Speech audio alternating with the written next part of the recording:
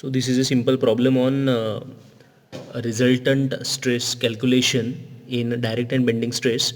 A column section 20 mm wide and 150 mm thick, एक 200 mm width का और 150 mm thickness का कॉलम है. कॉलम यानी पिलर जो होते हैं ना, is subjected to a load of 200 kilometre. उसके ऊपर 200 किलोन्यूटन का लोड आ रहा है at an eccentricity of 20 mm. Eccentricity जो है 20 mm में क्या है देखते हैं. In a plane bisecting the thickness. ठीक है, ये वर्ड, ये जो सेंटेंस है यहाँ पे, ये बड़ा इंपॉर्टेंट है. Plane bisecting the thickness. ठीक है, इसका मीनिंग हम लोग देखते हैं. Find maximum and minimum intensities of stress in the section. हमको ये प्रॉब्लम के अंदर मैक्सिमम और मिनिमम इंटेंसिटीज निकालने के लिए बोला जाता है. जैसा कि इसको हम लोग बोलते हैं मैक्सिमम इंटेंसिटी ऑफ स्ट्रेस यानी सिग्मा मैक्स. ठीक है, इंटेंसिटी यानी उसका वैल्यू निकालिए, और मिनिमम यानी सिग्मा मीन. ऐसा दो चीज़ें हमको इसके अंदर कैलकुलेट करना पड़ेगा. ये जो सेंटेंस है, maximum and minimum intensities of stress in the section. तो प्रॉब्लम देखो, एक कॉलम है, तो कॉलम मैंने यहाँ पर ड्रॉ किया हुआ है, और कॉलम जो है नीचे यहाँ पर ज़मीन रहेंगी, तो ये बेस जो है उसको हम लोगों ने फिक्स दिखा दिया है. ठीक है ना, ये उसका एक्सिस है, कॉलम का एक्सिस है. और प्रॉब्लम जो है अपना, ये डायरेक्ट और बेंडिंग स्ट्रेस चैप्टर के अंदर आ रहा है, तो ये लोड कभी भी एक्सिस के ऊपर नहीं रहेगा. ठीक है ना, तो लोड जो है एक्सिस से थोड़ा दूर रहेगा. कितना दूर रहेगा उसको हम लोग डिनोट करते हैं ई डिस्टेंस से. इसको इसेंट्रिसिटी कहा जाता है. तो ये इसेंट्रिसिटी का वैल्यू हमको दिया हुआ ई 20 mm. तो ये लोड एक्सिस से कितना दूर काम कर रहा है, 20 mm की दूरी पे. ठीक है, ये जो अपना पिलर है, पिलर चौकोन है, तो यहाँ पर देखो रेक्टेंगुलर है, तो यहाँ पर उसका विड्थ जो है वो 200 mm का दिया हुआ है, और डेप्थ जो है 150 mm का दिया हुआ है. ठीक है ना, और ये पिलर को आप लोग टॉप व्यू से अगर देखोगे तो आपको दिखेगा कि ये लोड यहाँ पर काम कर रहा है. ठीक है, तो यहाँ पर देखो, ध्यान से आपको ये पता करना है कि मैंने ये इसी एक्सिस के ऊपर क्यों दिखाया है, यहाँ पर क्यों नहीं दिखाया लोड. तो इसके पीछे देखो क्या है, ये सेंटेंस है, प्लेन बाइसेक्टिंग द थिकनेस. यानी एक ऐसी लाइन पर है वो लोड काम कर रहा है जो थिकनेस को बाइसेक्ट करने वाला. ये अपना थिकनेस है 150 mm का, इसको बाइसेक्ट कर रहा है. बाइसेक्ट करना है ना, दो टुकड़ों में बांट रहा है. तो ये थिकनेस को कौन काट रहा है, ये वाला काट रहा है लाइन. तो इसके ऊपर वो लोड अपना काम कर रहा है. ठीक है ना, अगर उसने बोला रहता कि प्लेन बाइसेक्टिंग द विड्थ, तो विड्थ को बाइसेक्ट करने वाला प्लेन ये रहेगा. ठीक है ना, तो हम लोगों को तो ये सेंटेंस आपको बड़े ध्यान से पढ़कर उसको यूज़ करना है, यहाँ पर अप्लाई करना है. तो ये लोड हम लोगों ने दिखा दिया. इस प्रकार से अपना ये डायग्राम बन गया प्राइमरीली. ठीक है, ये नीचे वाला जो डायग्राम है, स्ट्रेस डिस्ट्रीब्यूशन डायग्राम, हम लोग लास्ट में देखते हैं कैसे निकालना है. तो सबसे पहले देखो, सिग्मा मैक्स सिग्मा मीन निकालना है, तो आपको सबसे पहले डायरेक्ट स्ट्रेस कैलकुलेट करना पड़ेगा. डायरेक्ट स्ट्रेस जो है वो होता है सिग्मा ओ. ये अपना जो स्ट्रेस होता है लोड अपॉन एरिया, वो वाला है. ठीक है, अभी लोड हमको दिया है P is equal to 200 kilonewton था, तो ये 10⁻³ आ गया. विड्थ हमारा 200 और थिकनेस हमारा 150 mm. थिकनेस को हम लोग D से डिनोट करवा दिए. ठीक है, तो यहाँ पर देखो लोड जो है अपना है 200 इंटू 10⁻³ और एरिया क्या है, एरिया होता है विड्थ इंटू थिकनेस, तो ये हो गया 200 इंटू 150. ठीक है, तो इसको हम लोग कैलकुलेट कर लेंगे. ये कुछ हो जा रहा है अपना 10⁻³ डिवाइडेड बाय 200 इंटू 150. ये वैल्यू आ गई अपना 6.66. तो यहाँ पर मैं इसको लिख देता हूँ, सिग्मा ओ जो आया अपना डायरेक्ट स्ट्रेस, ये आया अपना 6.67. इसका यूनिट क्या रहेगा, न्यूटन पर mm². आप लोगों ने लोड न्यूटन में लिखा था, और एरिया जो है वो mm² में होता है ना, 200 mm, तो mm में है, उसको mm² आ गया. ठीक है, डायरेक्ट स्ट्रेस कैलकुलेट कर लिया. उसी प्रकार से आपको करना है bending stress calculate. Bending stress देखो, बेंडिंग स्ट्रेस को हम लोग बोलते हैं सिग्मा बी. इसको डिनोट किया जाता है सिग्मा बी से, इज इक्वल्स टू, इसका फॉर्मूला है m/z. ठीक है ना, m आपको पता है मोमेंट है, और z जो है that is a section modulus. तो m जो है वो हम लोग लिखते हैं p इंटू ई. अपना p जो है लोड है, और e है इसेंट्रिसिटी, और z जो है वो आप लोगों को ध्यान में रखना है. आपको इसको लेना है, देखो किस प्रकार से, ये अपना एक्स एक्सिस है, उसके ऊपर लोड काम कर रहा है. यानी ये बीम जो है, ये जो पिलर है,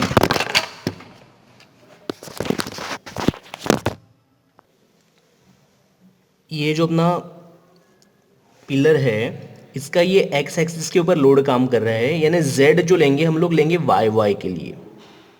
ठीक है, ध्यान में रखना, जो एक्सिस के ऊपर लोड काम कर रहा है उसको छोड़कर दूसरे एक्सिस के लिए आप लोगों को z लेना है, z वाई वाई लेंगे, क्योंकि ये वाई वाई एक्सिस में बेंड करेगा पिलर को, ठीक है ना।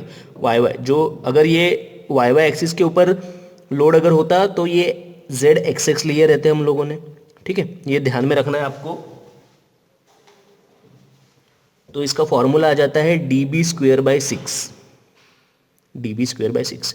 इस प्रकार से देखो मैंने m जो है वो अपना लोड इनटू इसेंट्रिसिटी होता है और z आया अपना वाई वाई, तो वो dB²/6 आ गया रेक्टेंगल के लिए। तो इसको ये सारी वैल्यूज़ को हम लोग यहाँ पे पुट करते हैं। लोड जो है अपना 200 किलो न्यूटन का है, इसेंट्रिसिटी अपना 20 है, d यानी डेप्थ है जो कि है 150 और b यानी ब्रेड्थ है जो कि है 200 का स्क्वायर बाय 6। ये सारी वैल्यू आपको कैलकुलेटर के अंदर पुट करनी है and you have to calculate the 200 150 into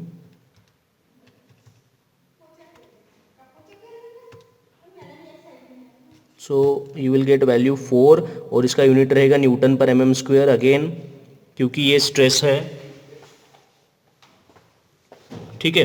तो नाउ हम लोगों को कैलकुलेट क्या करना था, सिग्मा मैक्स और सिग्मा मीन। तो देखिए सिग्मा मैक्स क्या होता है, सिग्मा मैक्स होता है sigma o plus sigma b. तो सिग्मा ओ अपना आया 6.67 और सिग्मा बी आया 4, तो सिग्मा मैक्स जो है वो आपका वैल्यू आ जाएगा 6, ये हो जाए 10.67, ये आ गया न्यूटन पर mm स्क्वायर। ये पॉजिटिव आया है, इसका मतलब है कॉम्प्रेसिव, ये आपको ध्यान में रखना है, क्योंकि जो अपना पिलर के बॉटम में जो स्ट्रेस आता है वो स्ट्रेस कॉम्प्रेसिव होना चाहिए, टेंसाइल नहीं होना चाहिए। पिलर्स जो है वो कॉम्प्रेशन लेने के लिए बने हुए, टेंशन लेने के लिए नहीं बने हैं। तो कॉम्प्रेशन उसके लिए पॉजिटिव है, अच्छा है, और टेंशन उसके लिए निगेटिव है। तो हम लोग इसीलिए पॉजिटिव जो आएगा उसको हम लोग कॉम्प्रेशन कंसिडर करेंगे। और सिग्मा मीन देखिए, sigma mean sigma o minus sigma b हो जाएगा। तो सिग्मा ओ अपना 6.67 है माइनस 4, तो ये अपना वैल्यू आ जाएगा सिग्मा मीन का। सिग्मा मीन अपन कैलकुलेट करेंगे 6.67 माइनस 4, तो ये हो जाएगा 2.67 न्यूटन पर mm स्क्वायर। तो इस प्रकार से हमारे आंसर्स आ गए हैं। अभी देखिए ये भी पॉजिटिव आया यानी ये भी कॉम्प्रेसिव रहेगा, ठीक है। तो हम लोगों ने रिजल्टेंट स्ट्रेसेस कैलकुलेट कर लिए, सिग्मा मैक्स सिग्मा मीन। अभी आपको देखो ये स्ट्रेस डिस्ट्रीब्यूशन का डायग्राम भी बनाना पड़ता है, इसमें बड़ा आसान है, आपको ध्यान से रखना है। दोनों वैल्यू पॉजिटिव आई है, ठीक है ना, कॉम्प्रेसिव रहेंगे नीचे के साइड में जाने वाले एरोज। अभी ये मैंने एक बेस लाइन बना लिया है, अब बेस लाइन से सभी नीचे जाएंगे, क्योंकि मैक्सिमम का भी वैल्यू एक साइड में आएगा मैक्सिमम, एक साइड में आएगा मिनिमम। ये भी नीचे जाएगा, ये भी नीचे जाएगा। अभी ये नीचे क्यों जा रहा है, बिकॉज ये कॉम्प्रेसिव आया है। अगर टेंसाइल होता तो ये ऊपर जाता था, ठीक है। तो यहाँ पर ये नीचे जाएंगे because both the stresses are compressive nature. तो यहाँ पर देखो मैक्सिमम कौन से साइड में रखना है, एक्सिस से जो साइड में आपने लोड रखा है ना वो साइड में मैक्सिमम स्ट्रेस आ जाएगा और दूसरे साइड में आ जाएगा मिनिमम स्ट्रेस, ठीक है ना। इस प्रकार से ये स्ट्रेस डिस्ट्रीब्यूशन का डायग्राम बनाना है और यहाँ पर आपका ये पूरा प्रॉब्लम कंप्लीट हो जाता है। ओके, सो वीडियो को पॉज करके आप लोग फिर से इसको देखिए। So this is a second problem on resultant stresses calculation. तो यहाँ पर देखो प्रॉब्लम हम लोग देखते हैं, a hollow circular column having external and internal diameter. अभी एक्सटर्नल और इंटरनल डायमीटर दिया है, हॉलो सर्कुलर कॉलम है तो 2 डायमीटर आ जाएगा यहाँ पर। तो आगे देखते हैं of 40 centimetre and 30 centimetre respectively. तो यहाँ पर ये एक्सटर्नल डायमीटर को कैपिटल डी से हम लोगों ने डिनोट करवा दिया है, जो कि है 40 सेंटीमीटर, जो कि हो जाता है 400 mm। इसको मैंने mm में कन्वर्ट करवा दिया है क्योंकि हम लोग mm में ही काम करते हैं, कन्फ्यूजन ना रहने इसलिए। और यहाँ पर 30 सेंटीमीटर जो है वो हो गया अपना स्मॉल डी इंटरनल डायमीटर, जो कि 300 mm हो जाएगा। Carries A vertical load of 150 kilo Newton. 150 kilo Newton का वर्टिकल लोड जो है उसका वैल्यू दिया हुआ है 150 किलो न्यूटन। तो किलो जो है उसको मैं 10⁻³ लिख देता हूँ, यहाँ पे बचेगा न्यूटन। तो ये जो लोड है वो कहाँ पर है, outer as of the column. Column के आउटर एज पे। तो ये देखो ये हॉलो सर्कुलर कॉलम है, यहाँ पर कॉलम निकाला हुआ है, यहाँ पे नीचे ज़मीन है, बेस है, फिक्स हो गया है, ठीक है। दिस इज अ एक्सिस, और ये डॉटेड लाइन जो है वो इंटरनल डायमीटर जो है हमको ये व्यू में नहीं दिखेगा। आप लोग जब टॉप व्यू देखोगे तो आपको ये इंटरनल डायमीटर दिखेगा। This is 300 and this is 400, ठीक है, एक्सटर्नल डायमीटर, ठीक है, ये के अंदर है। तो ये जो इसमें लोड है वो आउटर एज पे है। देखो ये आउटर एज हो गया कॉलम का, सर्कुलर कॉलम का ये आउटर एज हो गया, ये इनर एज हो गया, ठीक है। तो ये आउटर एज पे लोड काम कर रहा है। अभी सर्कल देखो, सर्कल में आप लोग ये लोड कहीं पर भी दिखाओगे ना कोई फर्क नहीं पड़ेगा, क्योंकि ये सर्कल जो है उसके लिए z का फॉर्मूला हर एक डायरेक्शन के लिए सेम ही है, क्योंकि ये सिमेट्रिक है, कहीं से भी काट लो एक जैसा ही दिखेगा, है ना। तो ये पी लोड जो है आउटर एज पे हम लोगों ने यहाँ पर दिखाया है। तो जनरली हम लोग इसको यही एक्सिस पे दिखा देंगे, इसको यहाँ पर दिखा दिया पी लोड को। तो यहाँ पर फ्रंट व्यू में आपको दिखेगा कि ये लोड यहाँ पर पी काम कर रहा है। सेंटर से कितना दूर रहेगा फिर ये इसेंट्रिसिटी जो हम लोग बोलते हैं वो कितना रहेगा, यहाँ पर जो आउटर डायमीटर है उसका आधा, यहाँ से इतना जो रहेगा वो इसेंट्रिसिटी रहेगा, आउटर डायमीटर का आधा। तो इसेंट्रिसिटी यहाँ पर कैलकुलेट की गई E is equals to D/2, outer diameter का आधा, तो 200 mm का इसेंट्रिसिटी हो गया। ओके, फिर से हमको कैलकुलेट क्या करना है, maximum and minimum intensities of stresses. तो ध्यान रखना सिग्मा मैक्स जो है वो होता है मैक्सिमम इंटेंसिटी, और सिग्मा मीन जो है मिनिमम इंटेंसिटी। और इंटेंसिटी का मतलब क्या है, इसका वैल्यू हमको कैलकुलेट करना है। We have to calculate the values of sigma max and sigma mean. Again हम लोगों को क्या करना पड़ेगा, सबसे पहले डायरेक्ट स्ट्रेस कैलकुलेट करना पड़ेगा। तो डायरेक्ट स्ट्रेस क्या होता है, डायरेक्ट स्ट्रेस होता है सिग्मा ओ। सिग्मा ओ क्या होता है, it is load upon area. तो लोड हमको दिया हुआ है 150 किलो न्यूटन का, और एरिया क्या हो जाता है, हॉलो के लिए एरिया का फॉर्मूला है π/4 कैपिटल डी का स्क्वायर माइनस स्मॉल डी का स्क्वायर, है ना। तो ये हम लोग सारी वैल्यूज़ यहाँ पे पुट कर लेंगे, तो हमको मिल जाएगा सिग्मा ओ। कैलकुलेट करते ही कितना आता है, so this is 150 divided by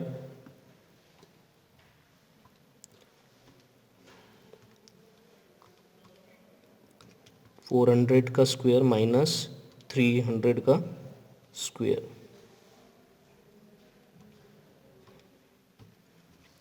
तो ये अपना आ गया 2.72, दिस इज 2.72 न्यूटन पर mm², इसका यूनिट रहेगा।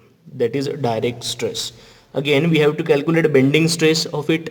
तो बेंडिंग स्ट्रेस क्या रहेगा, देखो बेंडिंग स्ट्रेस को हम लोग डिनोट कैसे करते हैं, हम लोग डिनोट करते हैं सिग्मा बी से। और what is the formula for bending stress, it is m/z। अभी सर्कुलर हॉलो सर्कुलर के लिए पिछले प्रॉब्लम में हम लोगों ने देखा ये ZYY लिया था, तो यहाँ पर भी हम लोग ZYY लिखते हैं, कोई फर्क नहीं पड़ेगा क्योंकि ZXX और ZYY दोनों के लिए सेम ही वैल्यू रहती है, ठीक है। तो फिर से यहाँ पर देखो m जो है वो होता है लोड इनटू इसेंट्रिसिटी, और z का फॉर्मूला जो है हॉलो सर्कल के लिए हो जाता है π/32 capital D to the power 4 small d to the power 4 upon capital D। This is the formula for hollow circular. तो सिग्मा b जो है वो अपना आ जाएगा, देखो p का वैल्यू है 150 किलो न्यूटन का, और इसेंट्रिसिटी अपना 200। इसेंट्रिसिटी कैसे आया मैंने बताया आपको। फिर यहाँ पर π/32 इंटू ब्रैकेट कैपिटल डी है अपना 400 to the power 4 minus 300 to the power 4 divided by 400, ये पूरा का पूरा ब्रैकेट के अंदर है, ठीक है। तो ये सारी वैल्यूज़ हम लोग यहाँ पर पुट करेंगे। तो सबसे पहले ऊपर मैं लिखता हूँ 150 10⁻³ इंटू 200 का अपना इसेंट्रिसिटी है, फिर नीचे आ जाएंगे, फिर ये π/32 इंटू ब्रैकेट, फिर से यहाँ पर 400 टू द पावर 4 माइनस 300